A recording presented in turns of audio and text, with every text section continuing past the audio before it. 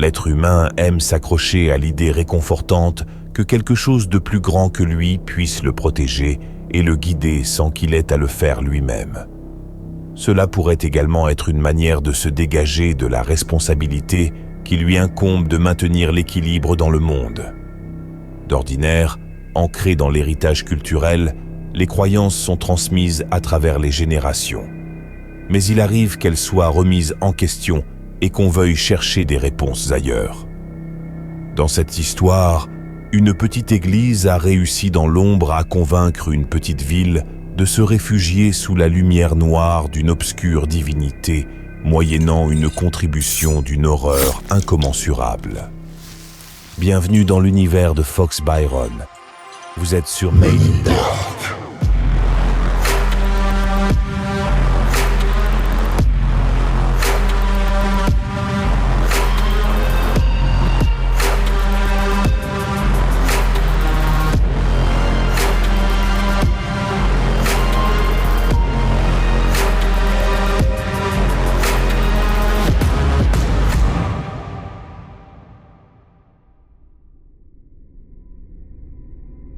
Il était une autre fois, à Sorberg, une petite ville norvégienne paisible qui coulait de jours heureux au bord d'un lac.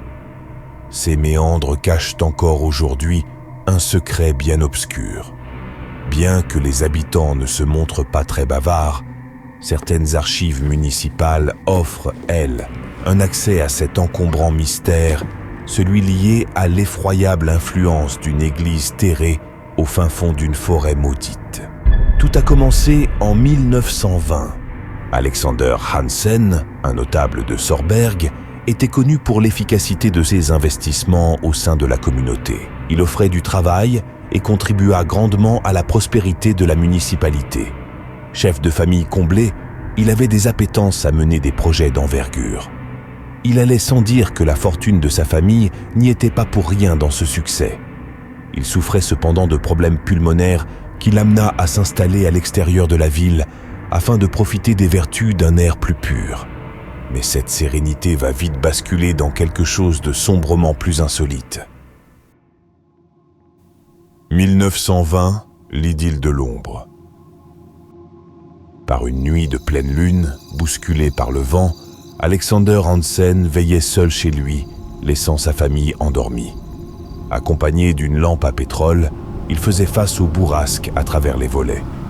Soudain, quelqu'un toqua à la porte. Une silhouette encapuchonnée se présentait comme sa voisine. Elle disait s'appeler Livana Varkbran et habitait une vieille maison forestière délabrée. Sa lampe à pétrole étant brisée, elle vint lui demander de l'aide. Ce dernier l'invita à l'intérieur et lui en prêta une après une bonne tisane. Quelques jours plus tard, attiré par le charme de Livana, Alexander tenta de trouver sa demeure forestière, mais en vain. Aucune maison ne se trouvait dans la forêt, mais leurs retrouvailles eurent lieu sur un marché où Livana vendait de la viande, probablement issue de la forêt. Alexander l'invita discrètement à boire un verre dans un bar isolé de Sorberg, amorçant ainsi une relation extra-conjugale. Leur rendez-vous mensuel, étendu sur 3 à 5 jours successifs, était imposé par Livana.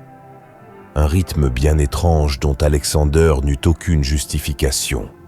Leur imprudence conduisit cette femme à tomber enceinte, plongeant Alexander sous le choc. Ayant déjà une famille, accepter un enfant illégitime risquerait de ruiner tout ce qu'il avait bâti. Livana, déterminée à garder le bébé, menaça de révéler leur liaison à toute la ville. Alexander, pris au piège, lui proposa d'acheter son silence, mais elle refusa. Non, elle avait un projet bien plus singulier et spirituel.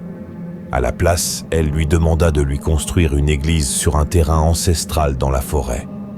Contraint, Alexander accepta de la financer à contre-cœur.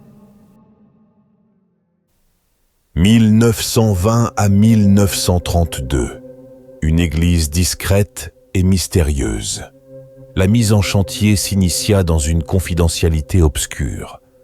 Alexander évita soigneusement les collectivités et les autorités ecclésiastiques pour maintenir son projet à l'abri des regards indiscrets. Sa maîtresse chanteuse insistait sur sa liberté de culte, souhaitant prévenir toute interférence dans la manière dont elle voulait rassembler ses futurs adeptes. Quelques mois plus tard, la femme des bois donna naissance à cet enfant secret dont le père devait rester inconnu. Le chantage auquel il était soumis le priva de tout désir de rencontre. De bonne guerre, Alexander usait de son influence pour ralentir la construction qui prit plus de temps que l'enfant pour grandir. En effet, les contraintes imposées par la propriétaire contraignaient les maçons de ne travailler que lors des pleines lunes et certains jours liés à une superstition païenne inconnue. Alexander, connaissant bien les ouvriers acceptant de telles contraintes, avait veillé à ne pas les convier sur le chantier, ce qui freina considérablement l'avancée des travaux. Mais après de longues années, l'édifice surgit finalement de terre, attirant rapidement une bien étrange réputation. En 1932, au crépuscule d'une chaude journée, Einar Larsen, un promeneur égaré, fit une expérience troublante. Ivre, il se trompa de chemin dans la forêt et découvrit une église perdue. La lueur des bougies qui vacillaient témoignait d'une présence. En tendant l'oreille, il surprit des accents mélodieux qui se faufilaient à travers l'interstice, mais aucun d'eux ne lui semblait d'origine norvégienne. Était-ce un rite ? Le jeune homme hésita à toquer, car les voix ne se montraient pas rassurantes, mais il prit son courage à deux mains. Puis, plus un bruit, hormis le vent qui secouait les branches alentour. Sa curiosité l'engagea à ouvrir la porte. Il découvrit une église entièrement vide, toute bougie éteinte. De toute évidence, le lieu était hanté. Submergé par une terreur indicible, Einar Larsen fuit cet édifice maudit aussi vite qu'il ait pu. Son témoignage fut ignoré par les autorités. Mais Alexander y accorda du crédit. Par une brumeuse matinée, en compagnie de son ami Tobias Sung, il prit la décision d'aller à l'église pour établir lui-même la vérité de ce qui avait été dit. Ce qu'ils découvrirent dépassa tout ce qu'ils auraient pu imaginer. 13 chats gisaient empalés dans la cour. Leurs miaulements agonisants et stridents leur percèrent les tympans. Ils reprirent la route, bien décidés à dénoncer ce crime atroce. Mais, sans aucune raison, ils perdirent le contrôle de leur véhicule qui s'écrasa dans un ravin. Tobias eut des côtes cassées, mais les blessures d'Alexander furent fatales et ce dernier mourut peu de temps à l'hôpital. Son décès offrit l'opportunité à l'Église de sortir définitivement de l'obscurité. 1941, Oddmund le Miraculé. Au début de la Seconde Guerre mondiale, l'occupation allemande a plongé la Norvège dans une oppression terrible. Une partie des forces avait pris le contrôle de Sorberg. Certaines opérations militaires avaient causé d'importantes pertes norvégiennes, poussant une grande partie de la population à se détourner de Dieu face à l'horreur de la guerre. De telles interrogations tourmentaient l'esprit de famille, tels que les Björgal, dont Oddmund, l'époux, qui avait été monstrueusement dévasté par les retombées déchirantes des obus. La guerre l'avait dévisagé, au point de perdre son œil, son nez et une partie de son œsophage. Sa maigreur exagérée, son faciès difforme et son râle rythmé par le hasard en effrayaient plus d'un lorsqu'il déambulait dans les rues de Sorberg. Il était tristement conscient de sa répugnance et de ce que Dieu avait choisi de lui dérober. Un jour de désespoir, envisageant le pire, Oddmund partit s'isoler dans une zone de la forêt que l'on appelle la clairière des adieux. Alors qu'il s'apprêtait à jeter son corps accroché au bout d'une corde, 3 nonnes au teint cadavérique se sont exhumées de la brume. Bien qu'elles paraissaient effrayantes, leur voix était douce, suave et réconfortante. Elles lui offrirent un miracle, retrouver son visage en échange de sa participation à la messe de leur église, le temple d'Iradiat. Elles l'accompagnèrent au sein de leur édifice où il fut accueilli par un jeune prêtre appelé Orpheus. Derrière lui se dressait une femme aux longs cheveux poivre-sel. Il s'agissait de sa mère, Livana Vargbran. Rassurant, il promit à son invité qu'il pouvait réaliser certains miracles, dont celui promis par les nonnes. Quelques minutes passèrent, et par-delà les frontières de l'imaginable, Odmund émergea de l'enceinte en revêtant un visage parfaitement restauré. Confus, il demanda s'il s'agissait d'un miracle de Dieu. Orpheus le reprit aussitôt. « Non, là où ton Dieu est porteur de malédiction, le mien, Irradiate, est porteur de miracles. » Il rentra à pas de course à Sorberg, annoncer cette providence qui ne manqua pas de créer la stupéfaction. Un engouement se crée rapidement autour de cette petite église dont les prochaines messes ne laissèrent pas les intéressés indifférents. Au début, il n'y eut que quelques curieux. Mais Orpheus savait se montrer persuasif. Son éloquence était maîtrisée par des louanges convaincantes et son instruction incroyablement bien pensée. Il se montrait également disponible après chaque office. Il pratiqua d'autres miracles et gagna bon nombre de concitoyens à s'intéresser au culte d'Irradiate. Mais qui était Irradiate ? 1943 à 1946, l'ordre d'Irradiate. La paroisse attira de nouveaux fidèles qui, discrètement, assistèrent à des messes nocturnes tout en maintenant leur fréquentation auprès de l'église traditionnelle pour éviter les soupçons. Pour rejoindre l'ordre, une curieuse formalité était exigée. Chaque membre devait apposer sa signature sur un vieux cahier en papyrus, les hommes avec leurs semences et les femmes avec leur rosée intime. C'était le prix ésotérique à payer pour bénéficier de la protection d'Irradiate, dont l'apparence physique le révélait comme un démon humanoïde inquiétant. Une fois par mois, Orpheus, élu sous le sacrement de l'ordre d'Irradiate, invitait sa jeune paroisse à réfléchir sur l'éducation catholique qu'on lui avait inculquée. Il irradiait son oratoire avec une justesse philosophique et spirituelle très convaincante, tout en offrant une autre définition de Dieu qui, selon le Clavis Obscurum, le livre sacré d'Irradiate, le définissait comme une conscience énergétique universelle. Selon le livre, la Terre n'était pas une école où les âmes évoluaient pour accéder au paradis, mais une prison à perpétuité, dont les portes étaient ouvertes à toutes les âmes involutives de l'univers physique et des dimensions subtiles. Plus les âmes arrivaient à se discipliner, plus elles accédaient à des réincarnations confortables. L'actuelle guerre illustrait parfaitement l'incapacité de Dieu à être bienveillant.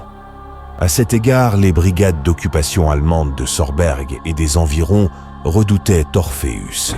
Il les avait avertis de ne jamais intervenir dans sa juridiction sous peine de subir des maléfices contre lesquels aucune arme ne pourrait prévaloir, offrant ainsi un réconfort à la population face à l'oppression allemande. Cette intervention n'est pas passée inaperçue et toute la ville connaissait maintenant le culte. Certaines processions sépulcrales célébraient sa création pour se faire connaître des profanes. Les énergies dogmatiques de la paroisse renforçaient la santé des plus engagés, stimulant ainsi la productivité et la prospérité de la ville. Malgré cette efficacité, les adhérents devaient coexister avec l'atmosphère sinistre qui régnait en cette église à bonne distance de la lumière aveuglante du Dieu des autres. Orpheus procédait à des rituels accompagnés de certains intervenants à l'apparence étrange. Leur mutisme et leurs aspects terrifiants dissimulaient un pouvoir de guérison prodigieux, capable de soulager leurs âmes. Cette voûte céleste arrivait à les plonger dans une extase presque démoniaque. Les yeux clos par l'obscurité du culte, ils se laissèrent emporter par une possession qui unissait leurs esprits dans une communion enivrante avec la lumière noire.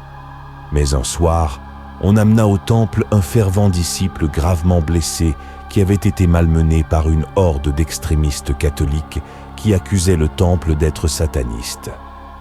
L'église d'Irradiate a été le théâtre d'autres incidents similaires attribuables à la peur de l'inconnu et de la diversité.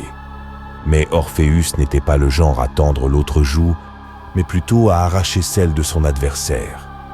Car selon lui, la lumière blanche et aveuglante de Dieu empêchait les siens de voir qu'ils avaient les mains noires et sales.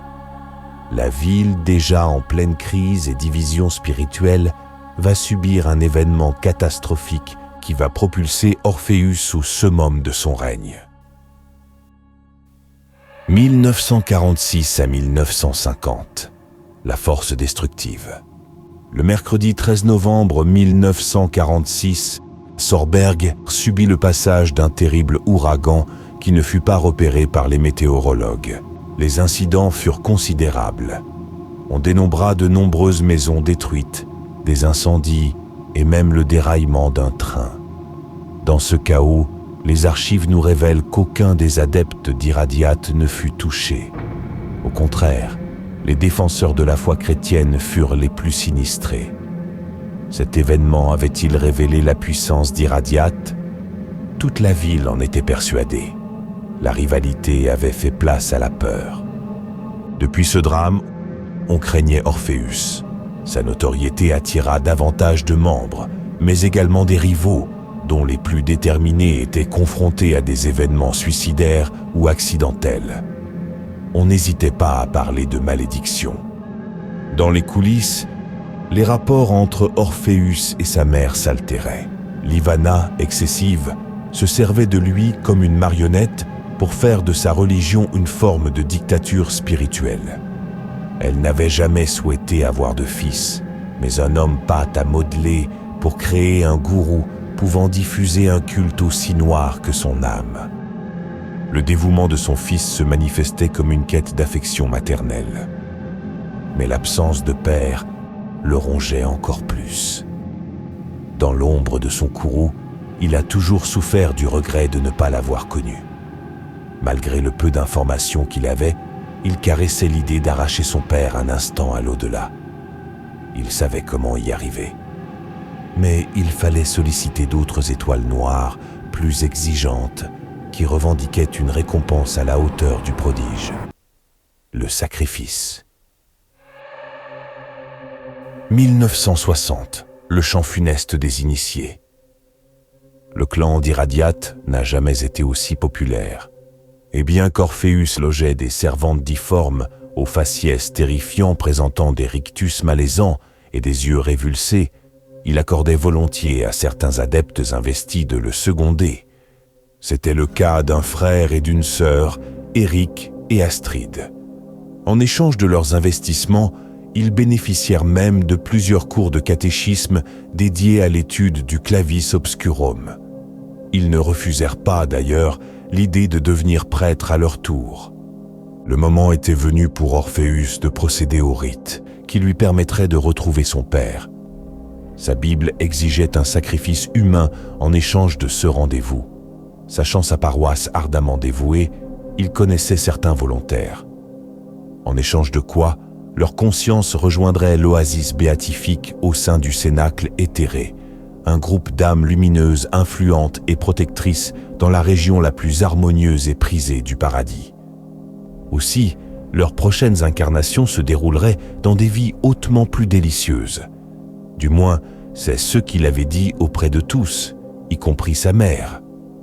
Malgré l'aspect déroutant de cette proposition morbide, l'offre fut acceptée par 3 initiés, tous d'un âge bien avancé. Cette longue période d'endoctrinement était enfin arrivée à maturité et Orpheus pouvait enfin entrevoir la préparation de son premier sacrifice qui s'annonçait d'ores et déjà sanglant. Les nonnes disposèrent les 3 volontaires, hommes et femmes, tous nus devant l'autel. Elles leur insérèrent des crochets reliés à des chaînes dans la peau du dos et du torse afin de les suspendre à 5 mètres de hauteur grâce à des poulies. Elles incisèrent certaines zones artérielles hémorragiques, créant ainsi un spectacle macabre évoquant une pluie de sang. Et les spectateurs étaient conviés à danser sous cette sinistre mise en scène. Mais, au-delà de toute attente, Iradiate n'avait pas approuvé cette offrande. Alexander n'est pas apparu auprès de son fils, laissant Orpheus dans une déception totale. Au cours d'un différend avec sa mère, qui avait appris que son fils lui avait menti sur les raisons de ce sacrifice, Orpheus prit la décision radicale de sectionner les fils de la marionnette symbolisant ainsi sa détermination à poursuivre sa quête sans compromis. À cette occasion, sa mère serait la suivante à servir d'offrande. Iradiate ne pouvait rester impassible. Livana Vargbran sera sacrifiée devant l'ensemble des adeptes. 1963, le péché héréditaire. Orpheus avait particulièrement soigné cet événement en s'arrangeant pour que toutes les énergies telluriques, éthériques et lunaires soient réunies. Le 31 octobre 1963, il avait convié Eric et Astrid d'amener le corps endormi de sa mère sur l'autel. Iradiate, nomen tenebrarum elusis advae, te optesto domin dux noster. Après avoir récité quelques incantations, il fit subir à sa mère le même sort que les précédents sacrifiés. Un chaos sonore de rires démoniaques, de lamentations variées et de chants discordants envahit tout l'édifice dans une transe générale. Cette cérémonie était sous le joug d'une démence inéluctable où chaque fidèle ressentait l'énergie noire revigorer leurs âmes. Mais un événement invraisemblable vint interrompre cette folie collective. Eric saisit un poignard et trancha la gorge d'Orpheus, tandis qu'Astrid versa l'intégralité d'une fiole remplie de sang sur la flaque où se trouvait celui du prêtre et de sa mère. Avant que le public ne se rétablisse de son ivresse, profitant du temps restant, elle se dépêcha de dessiner au doigt un pentacle particulier dans cette mare qui contenait 300 mélangés, avant de se faire attraper par les créatures difformes qui hantaient l'église. Puis, l'état de transe générale fut brusquement interrompu lorsque la vision de chaque adepte se troubla et que des acouphènes vinrent agresser leurs oreilles. Tous s'immobilisèrent. Les événements qui suivent ne font l'objet d'aucune documentation visuelle. Mais nous avons trouvé un enregistrement sonore qui témoigne d'une scène édifiante.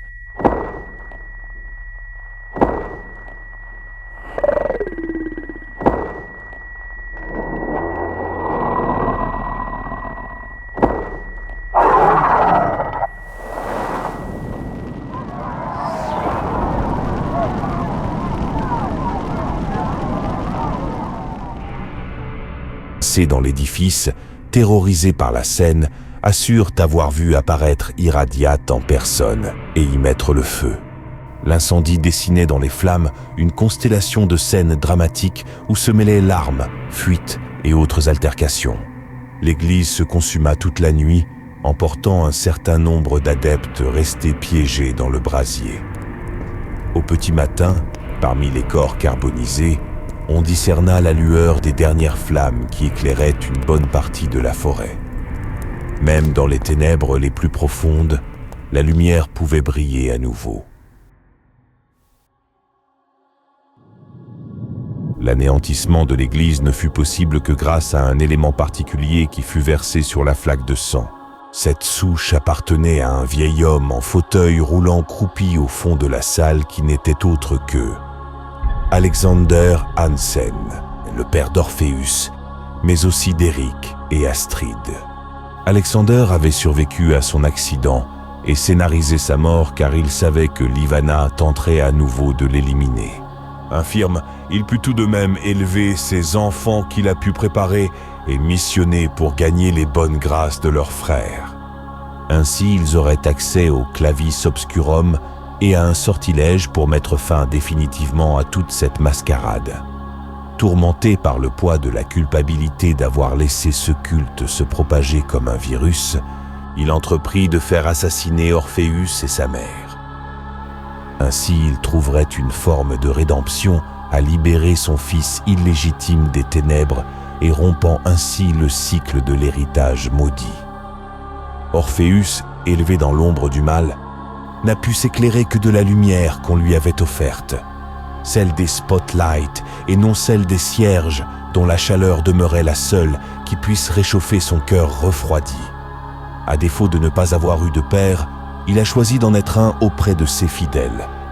Mais il n'en demeurait pas moins qu'un homme, simple, qu'on voyait comme un phare dans la nuit.